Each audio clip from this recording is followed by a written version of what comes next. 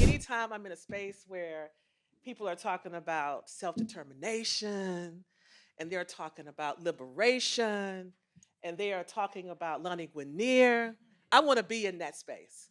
So I'm really, really glad to be here. And I will tell you, my dad always would say as I was growing up that he's never heard a bad short speech.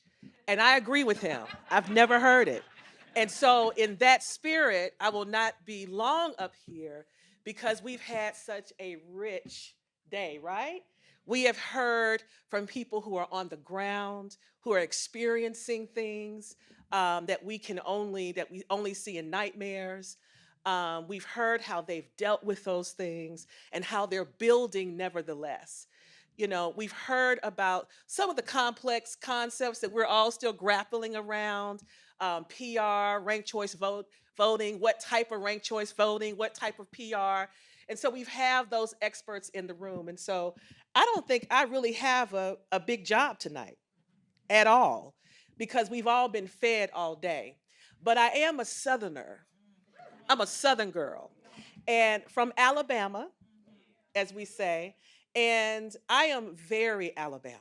I'm roll tide, even though I am very familiar with Alabama and what it did when it's football season, roll tide. Because I was raised in Tuscaloosa and I went to the University of Alabama School of Law. And so it's very much a part of me. But I'm also, I grew up on a dirt road, right? Where the dirt road didn't become paved until 2005. So it's been some years now, but it took a long time for that to happen. I'm a Southerner where, neighbor being a good neighbor meant that if you came to somebody's house, you sit on the porch and you would shuck peas for them, even if you didn't eat dinner with them. It was just being good neighbors. And so I'm very much an Alabama girl, but I'm married to a New Yorker. And I brought him down to Alabama, and we spent about 10 years in Selma. And as I say about Selma, Selma is a place that you're called to. Most folks don't decide to live there. They either grew up there or they were called to come there. And so Cliff and I were kind of called to come there. But when we came to Selma, we thought we knew everything, right? We are smart, we're organizers. He's from New York. I'm a lawyer, I'm an activist. I was a member of the Malcolm X grassroots movement, student of Malcolm X. And so I thought I was going to come to Selma and teach them, right, on how to be liberated and how to be free. But quickly I learned as I would go door to door that two questions came up. First question, what's your name? I give my name. And the very second question was, who's your pastor? Nothing else. Now, I didn't have no church. So I couldn't often answer that second question. And little did I know at that moment, they had totally tuned me out. We continued to talk and they gave pleasantries, but they didn't want to hear anything I had to say. So if I had to talk about voting or the next election, the conversation was over. And so finally, Cliff and I were like, well, we need to get a church. I mean, and so I, being the person that I am and being the organizer that I am, I went looking for a church and I found this one church. It was an AME church. So I felt like, well, it's an AME church. I mean, so it's got history there. So I joined that church, but little did I know that that would absolutely fundamentally transform me and how I would organize. Not so much because of the scripture and the Bible and the teachings that were happening. It was the conviction that came out of the experience that people were having. And then I learned something about, we were able to connect to mighty civil rights giants like Reverend C.T. Vivian, who many people will see on, our Amelia Boyton, who people would know, maybe see the images of the Bloody Sunday and they see a woman being beaten and held. We got to be at the feet of those people when we lived in Selma. And one of the things that we learned immediately was their conviction and their passion. The movement work for them was like a religion. When they would organize and go door to door, when they would, meet mighty forces, it was a spiritual experience for them. And so what I learned through that church experience, and I learned going door to door, was that there was a spiritual component to movement. And oftentimes in movement spaces, we don't talk about that. We get marred in policy, right? We get marred in talking about what's the next law going to be, what's the next movement or protest that we're going to go to. But we oftentimes don't think about the value and spiritual parts of movement work that, quite frankly, was what anchored people in the 60s in this country around organizing and not just doing it, but being sustained in it. They understood that there was a spiritual component that wasn't necessarily attached to a specific religion, but that there were universal principles that surrounded the movement in a way that allowed for them to stay in it. And that's what Selma taught me. And that is what we try to bake into the work that we do at Black Voters Matter. And so I want to talk a little bit about that tonight because I think in this moment we need that because we are smart. You cannot deny the level of intellect, strategy that exists in this room and many spaces that we go into. It's powerful. So we're not devoid of that in this space. And oftentimes what we see is, in this moment, let's just be real, we don't know what to do. And it feels kind of hopeless. We don't want to talk about that because we know the moment is too big and we need to respond in this season. So we don't want to talk about sometimes as activists, as social justice engineers, we don't really know.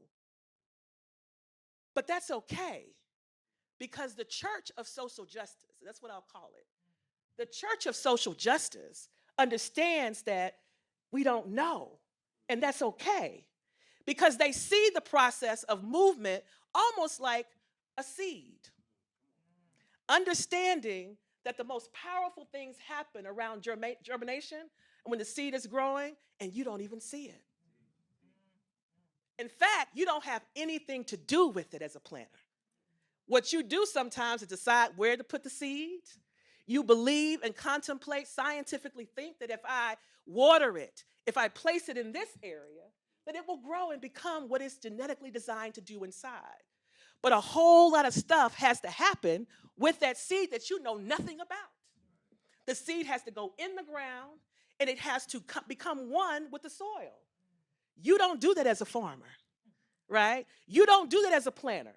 You trust that if you put it in the soil, that what happens? The soil will contort and become what is needed to make the seed what? Break ground.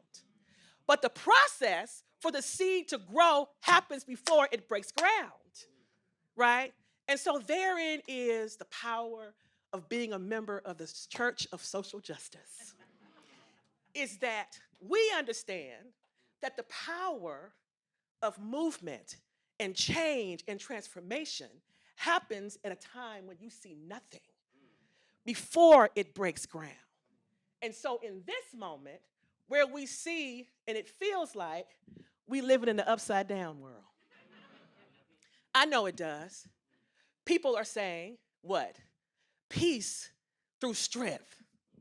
What they really mean is peace through war. That's insane. That there's something evil about empathy. That's insane. Where people can openly say, we're going to annihilate an entire nation of people. Right? Openly say it. And no one says anything. Where people would dare say that the 19th Amendment should no longer exist. Openly. And try to create policy to make that come to pass. Right? That's what's happening right now. That they're saying the way to get rid of racism is don't talk about race. And that the 14th Amendment, which was created in order to give protection to the descendants of slaves and those that come after, now, right, is discriminatory on its face if it's being used to do that. We are in the upside down world, but we got good news because we know that we can turn this world back right by understanding the power of faith, by understanding that real movement occurs before it breaks ground, right? Before it breaks ground. So right now, what I hope to say and leave you with is I would have an altar call. I would. And I do that in some spaces, but not tonight because the real altar call is in your heart. So I'm just going to leave by saying that remember that if you are worried about this moment and you don't have an answer, and you don't know if the idea that you have in your mind and in your heart is going to come to pass, remember the seed. Remember that when it goes in the ground, that a whole lot of stuff is happening. And do you know what else? Even when the farmer and the planter doesn't get to work, sometimes there is another animal that goes out, a cow, and they'll herd the ground to keep it open. Sometimes there's another animal, like a mole, who will dig holes, right, to get the soil going, even if the farmer himself or herself can't toil the soil. That there's rain, that even if the farmer doesn't necessarily have rain or have water and can get to its whole crop, that there's rain that falls. And I'll never forget in our backyard, Cliff will tell you, I love growing things, even though they die. And this was one of my most recent efforts, and I was lamenting because we spent a lot of money and planted these azaleas. I put them in the wrong space. They died, and I was very sad about that. And I was just like outside by myself, just talking to God, just saying, here we go again. And then I heard in my spirit, look up. And I looked up, and we have these very mature pine trees in our yard. And the question that came to me was, did you water those? Did you water any of these pine trees in your backyard? And I was like, no, but they grew. And so what I want you to know, you're not in it alone. You are destined to succeed. And if you can't remember that, open up the scripture of our movement, and you will see that those who were abolitionists, who created the Underground Railroad, that they had to leave their homes, leave their plantations, go to a community that they knew not, and hope that there were people there to receive them and get them to the next destination. And to this day, we do not even know the full system of the Underground Railroad. But yet those people left in faith, because all that germination was happening before it broke ground, and they trusted and were received. They remember what happened in Seneca Falls, where two women dared to come together and challenge other women that we deserve more rights. And that when one of them radically proposed that women should have a constitutional right to vote, the room went silent, and she couldn't get a second. And she was even afraid that nobody would show up, but they did. But they would not second the idea that women should have the constitutional right to vote.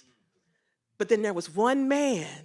There was 40 that was in attendance, but one man, Frederick Douglass, was in attendance. And he seconded that motion. And while those founders were not there to see the fruition of the idea that women would get the right to vote, their faith led 72 years later to the creation of the 19th Amendment. That's what faith will do. So you're not alone. We're going to win. And real change happens before the ground is even broken. Good night. Hey, if you made it to the end of the video, you must have liked what you saw. So you should head over to our website, equitabledemocracy.org, so you can sign up for our mailing list and stay up to date on all the new things we're working on. Also, if you want to head back to our YouTube channel, you can listen to our award-winning podcast, watch riveting documentaries, or check out new content just like this.